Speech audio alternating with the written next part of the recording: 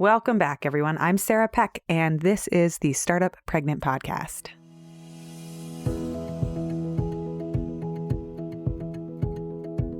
Hey, everyone. I am back in your podcast inbox to share a short update. This is the second writing update that I want to share with you. Many of you know that I've put the long-form interviews of this podcast on hold just for a short time, just for this fall, while I focus on doing a couple of writing projects that are important. Today, I get to share some really good news. We just shipped one of our first ebooks. I will tell you the title of the ebook and even read a little excerpt out loud in this episode towards the end. If you want to go behind the scenes and hear about why we decided to make this shift and what it has taken to write these books, that's what today's episode is about. And then stick around to the end because I will share an excerpt from the ebook that we just released. Here's the update on all things writing. Welcome to the Startup Pregnant Podcast, where we talk to creative leaders about what it means to be an entrepreneur and a parent. I'm your host, Sarah K. Peck.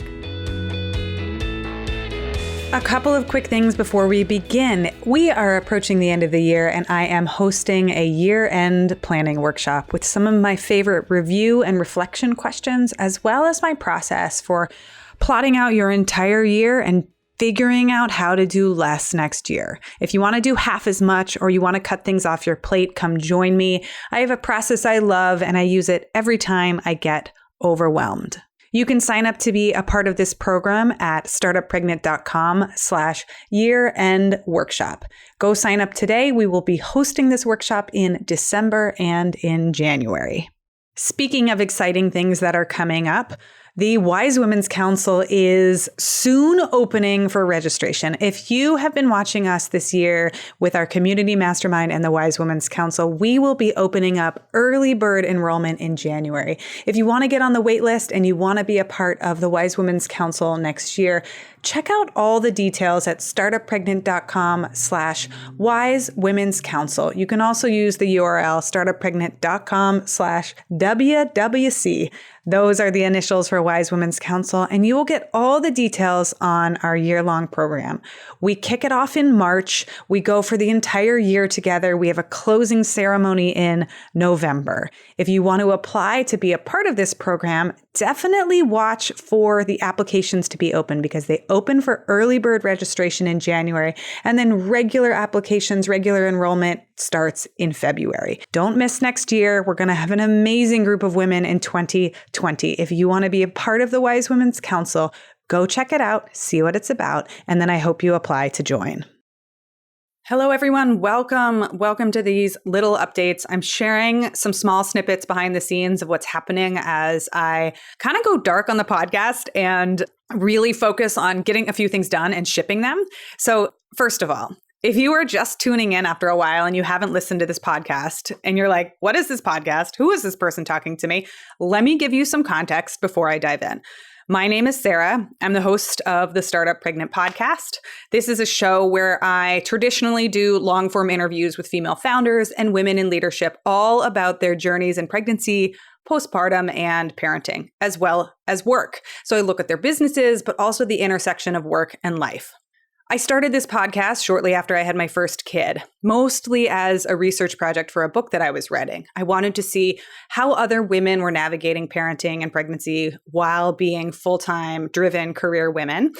And I also wanted to get and gather more stories around motherhood because I just wasn't seeing enough diversity in the stories around what it looks like to be a parent. There's so much of like a culture of motherhood and mommy blogging that just didn't resonate with me personally. So I went on a quest to kind of uncover and unpack stories and find mentors and learn from other people. And that morphed into this podcast. The interviews were so informative and I had so many people write to me about them. They said, oh my gosh, I haven't heard anyone talking about this stuff. And I love listening to these stories that I kept going. So today I have two kids. There are currently ages 1. He just turned 1. Happy birthday, little one. And 3.5. And we are 125 podcast episodes into this show, which kind of still blows my mind. We also started this Ask Me Anything, where you can ask me any questions you want. If you are a Patreon backer, so if you support this podcast in a micro amount, it's like there are options to support in $1, $4, and $7 increments. If you support us at the $7 level, we have a private podcast called Ask Sarah. That's me. I'm Sarah. And you can ask me questions about parenting, about pregnancy, about what I'm reading, you can ask about philosophy, about business, about marketing, about writing. So far, we've done 3 episodes, one on baby sleep, one on how to decide what size family is right for you and whether or not you know. And I shared my point of view on that. I find it incredibly hard to know. I think there's so many different ways our lives can go. And some people feel like certain and ready set. And for me, it wasn't that way at all. And then in the latest episode of Ask Sarah, I dig into a marketing puzzle for someone who had a pretty high-end, high-ticket item and was struggling to get sales and close sales because they had just started their business and they just found out they're pregnant and they're trying to get a lot of things done before they take their next maternity leave. So if you want to know how to access the private podcast and access these episodes, what's cool about Patreon is there is this secret RSS link, which any podcast player that you have, like whether you use Overcast or the Apple Podcast or Stitcher, you can paste the RSS link in, you get this secret link, and then it shows up in your podcast feed just like any other podcast. The links, if you are curious about that, are in the show notes, or if you happen to be listening and have an amazing memory, it is patreon.com/startuppregnant. And you can ask me a question. And the place you do that is startuppregnant.com/question. So with all of this production, with the 125 episodes, plus the monthly podcast, the private podcast, and as you can imagine, being knees deep in podcasting and kind of looking around and saying, help, I can't get the other things done that I want to get done. And so I had this moment where I realized that I've lost some time to focus on many of the other projects that I want to be working on. And specifically, I have in my notebooks, in my Google Docs, in my journals, in my Scrivener, in like all of the places I write, I am circling around. I have a folder of 7 to 10 ideas for these little mini books that I want to write. And the reason I want to write mini books is I think there's something really sweet about the 10,000 to 20,000 word mark where you go deep on a specific topic, but you can read it pretty quickly. Like you can read it in a weekend, you can get exactly what you need to know out of it, and it's longer than a blog post. Most journalistic spaces where you submit something, 1,000 to 1,200 words is going to be the upper absolute max. So most of us are conditioned to reading about 1,000 words in an article. There are some places where 800 words is the limit and you can't go over it. Many writing schools around the country will teach you the art of the 800-word article, how to write an arc and get a good lead, get a good nugget in there, like start with a good story, do the right expository amount of information, and really land and sink your teeth into enough research that it's credible and backed, but then doesn't drag on too long. Many of us actually are so trained in reading this kind of content that if we stumble across a piece that's 1,600 words or 1,800 words, we won't keep reading. We will stop. And that's about when we just start scrolling or we switch pages. That's where you can see a bounce rate, people like bouncing off and going somewhere else. And if you have something like a heat map installed on your website, you can actually track where people stop reading, which is a pretty cool tool. I have just gone so deep right now in content marketing, which is kind of part of my background, but I know that you, like me, like geeking out on things. So that said, for me, when I go and I find something that's 5,000 words, but it's on a specific topic of something I really want to know, it hooks me and sustains my attention so well. Most of the time, it's at that tipping point where you read 1,200 words and you've read like 10 articles on a topic and you're like, none of these are telling me what I need to know. And you're ready to get 10,000 words deep on exactly when to do baby-led weaning and exactly how to do bottle feeding from 4 months to 8 months, or exactly the templates that you need for your maternity leave or parental leave or paid leave, exactly the scripts that people use to say no over and over again. You just want more of the details. You want the templates. You want the scripts. That's where, I don't know if you guys know this about me, but I read so much about health, wellness, food, and weightlifting. My partner and I read about that. And we will go deep into the 8,000 and 10,000 word long blog posts. And so that's the sweet spot that I want to start working on. I want to write longer content that is incredibly useful. And there are a number of ideas swirling around in my head. A couple of them I've already written 3,000 or 4,000 words on, and some of them are just calling my name.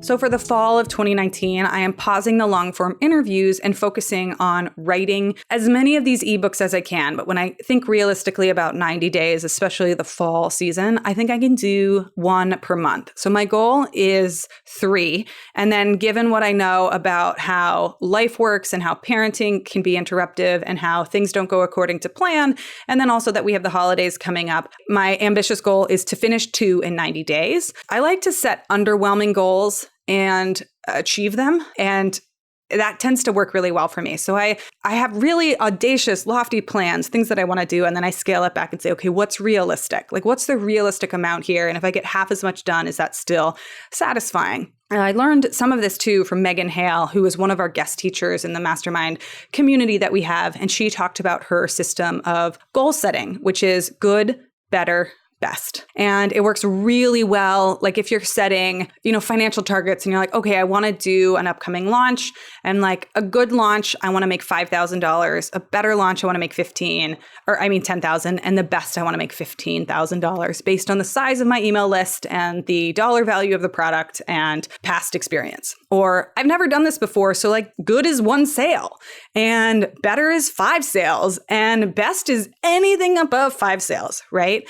We can have different good, better, and best goals based on how much knowledge we have of what we're doing and setting some realistic boundaries and buffers so that there's a range instead of a target. Because I don't know, if I set 4 ebooks and then I write 3 and I beat myself up over the fact that I'm like, oh, I only wrote 3.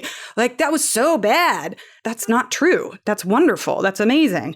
I just happened to set a goal that I didn't hit. And sometimes we get too attached to our outcomes and forget that progress is also important. So for me, my goal over the next 90 days, actually, we've only got about 65 days when this goes live, about 60 days left. So my goal is to finish 2 ebooks in 90 days and publish them on Startup Pregnant. So drum roll, please. I just finished the first one. Yay! Like, I'm going to see if we can put some sound in here and like cheer and hurrah. Yay! We just did it. We being me and my computer. Me, my computer, my coffee cup, and my pump parts. We did it. We did the first ebook. Over the last 3 weeks, I have been focused on the first mini book called The Pregnancy Reading List. Here's the subtitle. The Pregnancy Reading List, short, sweet summaries of all the books so that you can take all the naps.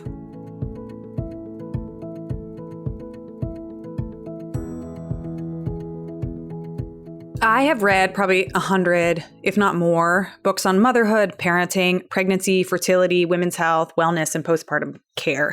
I mean, everybody that comes onto this show usually has a book, and then I read their book in advance of the interviews. And the number of books I've read, both by being a geek, being a little overwhelmed by motherhood myself in the beginning, and then also just because of my dear love of reading. I have read a lot of these books, and I get this question a ton from all over. Friends who just find out they're pregnant, people who are on the email list who want to know what I recommend. Even guy friends of mine text me and they say, hey, what book should I be reading to support my partner? They say, what's the best pregnancy book for my friend? Or do you have any favorite parenting books? These are the questions I'm getting a lot. And I mean, gosh, I do have a lot of favorites, but I also know how overwhelming it is. And for some reason, like all of these books are also these massive tomes. It's like a 900-page book arrives. Boom. Please read this before you have a baby. And you're like, look, I'm already carrying around a baby and growing and I'm exhausted. How do I read all of this? So I thought to myself, okay, if I could make a short primer, like a best of list of all the books that I recommend, how would I organize it and what would I say? Which turned out to be a bit of an organizational challenge because I started to think about how do I account for the various points of view? Because there's so many different ways to become a parent and to be a parent. And there are so many big pieces of pregnancy, like even pre-pregnancy fertility and the loss that can happen along your pregnancy journey and the expectations and the highs and the lows. Like, how do I take into account all of these many, many, many different stories and adventures and journeys to becoming a parent? So that has been my focus, this organizational challenge for the last 3 weeks. And I've been doing this sprint where I'm taking my notes from the books and then trying to figure out how to organize it and consolidate it and make it super short so it's easy to read. I have been organizing and writing and summarizing and culling. I've been getting up early just because it's like a little bit of uninterrupted time in the morning to write. And then I set these timers to do, I try to do 2 or 3 Pomodoros, 4 if I can squeeze it in, and just say, okay, write for these 4 Pomodoros, put as much down as you can and keep going. The book is a little bit longer than I expected. It's about 24,000 words. I was aiming, like I was telling you, for about 10 to 20,000 words, just a hair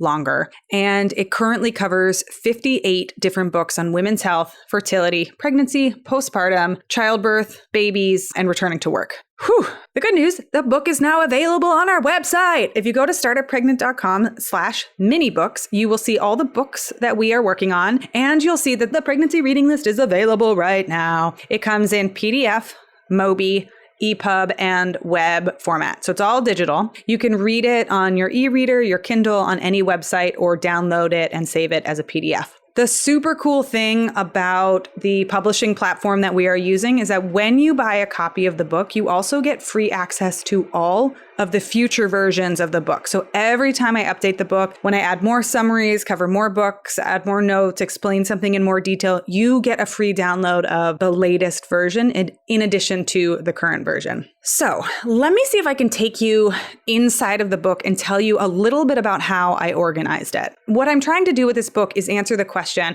what book should I buy or what book should I borrow for me? Like for me in my pregnancy journey, and which one should I skip? And knowing that that's a different answer for every person, how do I point you to the right amount of information while not overwhelming you? Here's what I did when I organized it. I think it is really important to know that everyone has a different point of view about what's going to be most important. At Startup Pregnant and in my own life, I take evidence-based approaches really seriously. I look for the data, I look for the evidence, I look for any studies and scientific backing authors that prioritize those.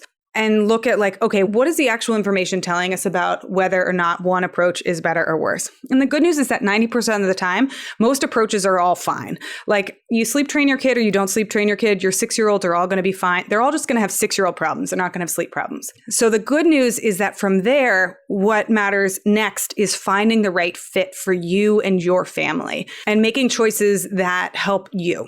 So go into this knowing I prioritize books that tend to be well-researched, and then I add my own layer of skepticism for books that are more to only advice-based. But I also know that the role of parenting is to find your new normal and your personal proximity to sanity. And there isn't one dogmatic path or answer. There isn't like, this is the only book you need to read, and here's why. It's, hey, these books might work for you if you tend to fall into this approach, and these books might work for you if you think you're going to fall into this approach.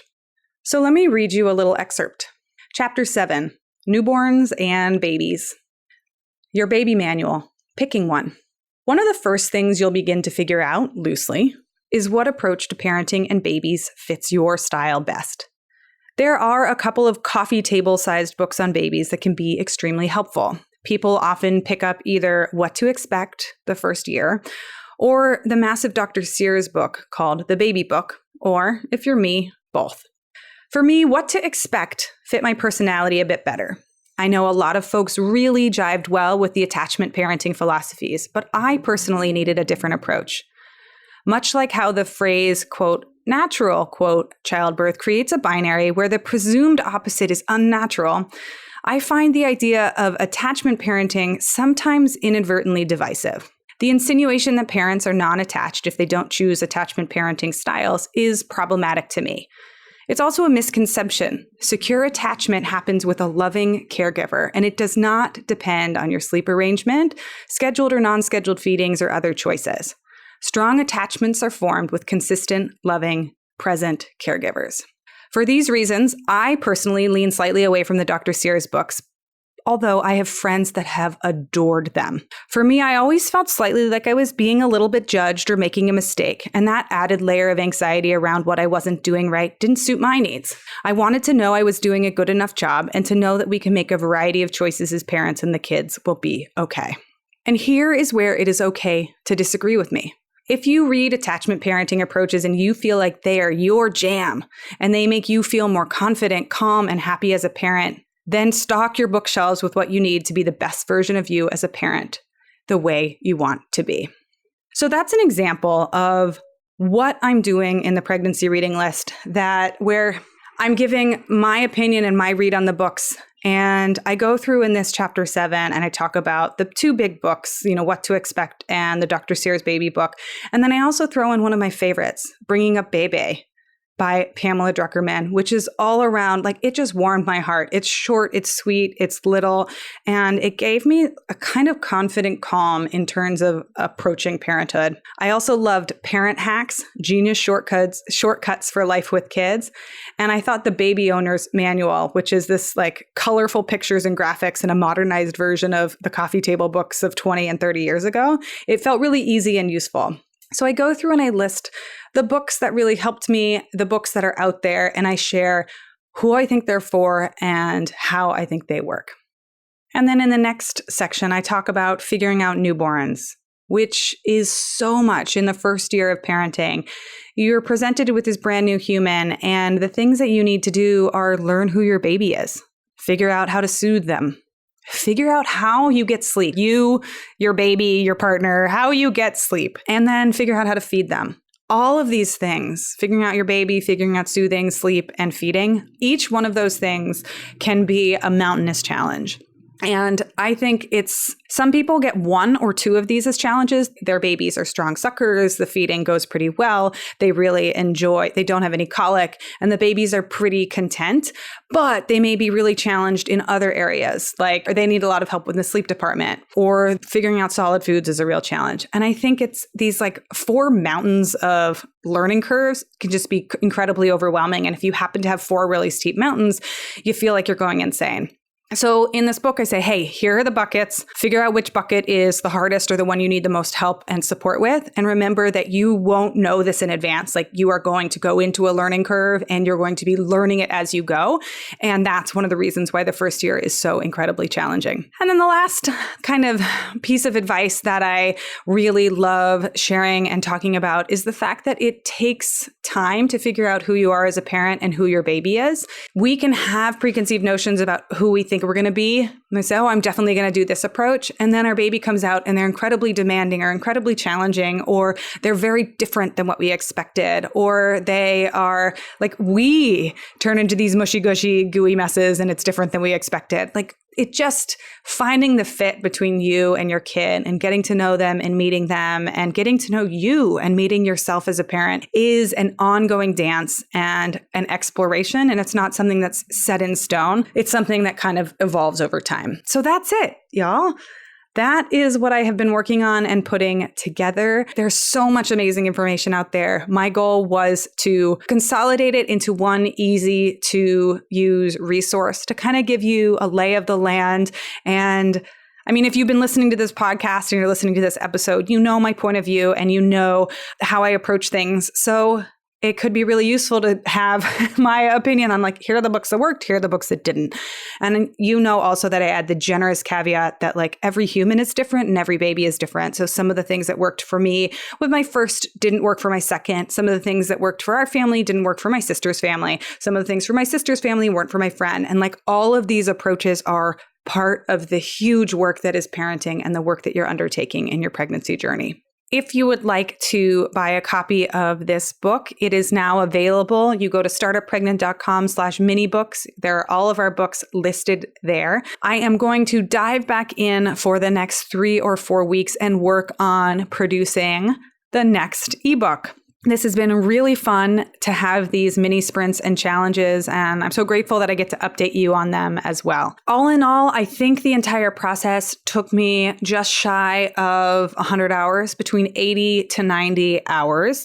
What I did was I did Pomodoro cycles, usually 3 or 4 times 40 minutes. If I had the time, I took 3 hours, and I tracked how long it took me to write the summaries within that time period. So the first round that I did, I had 3 hours and I wrote like 9 different summaries. And I realized also that I picked the easiest summaries to do first. So my pace got slower and slower as it got harder and harder to really round up everything. And I finished the first pass of the entire book in about 40 to 50 hours. But then I went back through and I spent a significant amount of time editing and revising, consolidating, and then did some structural reorganization a couple of times until I got something that I was satisfied with. The other part that was surprisingly challenging was memoirs. Apparently, I read memoirs like candy, like eating candy. I have read so many memoirs on motherhood and parenting. So I included, I think, about 20 memoirs in there of books I just adored, because I think seeing inside the life and the mind of people who are going through this has just been, it's so enriching to me.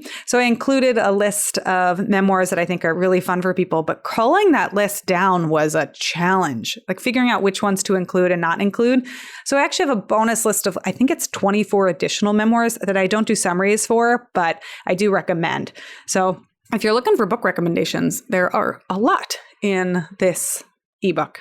Thanks everyone for listening. This has been my second update in the fall series where I am sharing behind the scenes of how the writing process is going.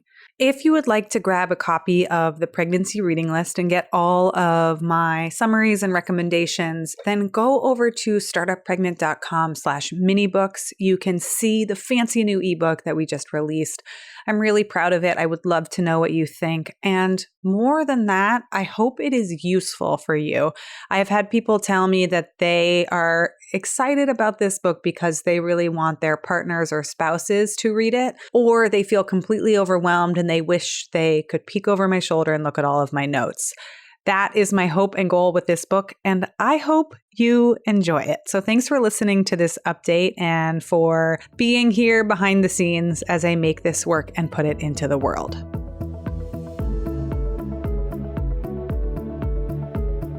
Hey everyone, just a heads up and a reminder. If you want to listen to our long form Ask Me Anything sessions, they are 30, 45, and sometimes 60 minutes in length, and we go deep into questions that people have. If you want me to look at your business, you want me to comment on your marketing plan, or you have a question about parenting, pregnancy, or anything in between, we are taking listener questions and I answer them in a monthly Ask Me Anything fireside chat.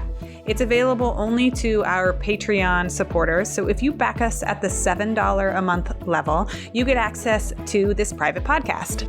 You can get access to all of the past episodes, which is pretty cool. So if you're missing the podcast while we're on our hiatus and you want to take a listen in to these Ask Me Anything episodes, go over to Patreon and become a monthly backer at the $7 per month level, and you'll get access to all of the future episodes as well as all of the past episodes. Keep in mind that you are also supporting the work of Startup Pregnant and our growth in these early days, and that matters a ton. Every dollar helps and counts, and we appreciate so much and are grateful for your support. Patreon.com/startuppregnant will take you right there. That's Patreon. Did I spell that right? Patreon, Patreon. Yes. Patreon.com/startuppregnant will take you there. The link will be right here in the show notes. You can go straight there. $7 a month, and you get access to this entirely exclusive Patreon-only podcast. Thanks so much, everyone, for listening. And I always say this, and I mean it. Leave us a review on iTunes if you like our show. It takes a few seconds, and it really does help us a lot.